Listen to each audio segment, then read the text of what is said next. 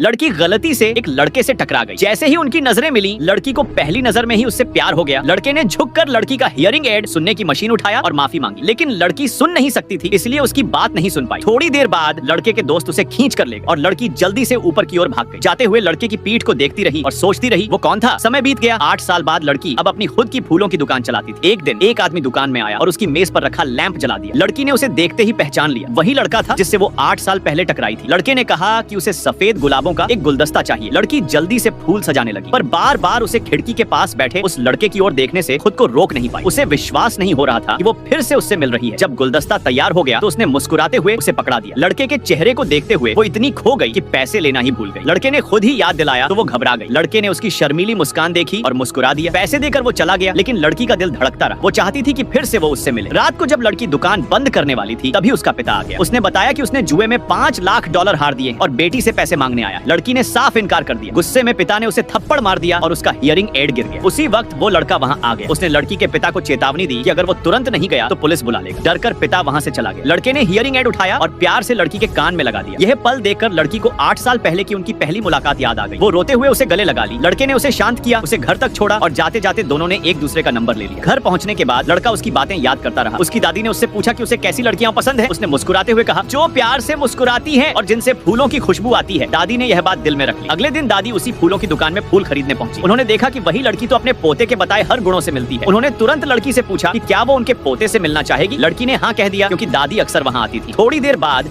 दादी ने अपने पोते को फोन किया और बताया कि उन्होंने एक ऐसी लड़की ढूंढ ली है जो उसे जरूर पसंद आएगी। पहले तो लड़का मिलने से मना करने वाला था, लेकिन जब उसने फूलों की दुकान का नाम सुना तो तुरंत मान गया। वो रेस्तरां में बैठा घबराया हुआ लड़की का इंतजार करने लगा, लेकिन जैसे ही लड़की वहाँ पहुंची, उसका सामना एक पुराने कॉलेज के लड़के से हो गया जो कभी उसे पसंद करता था। Subscribe for part 2।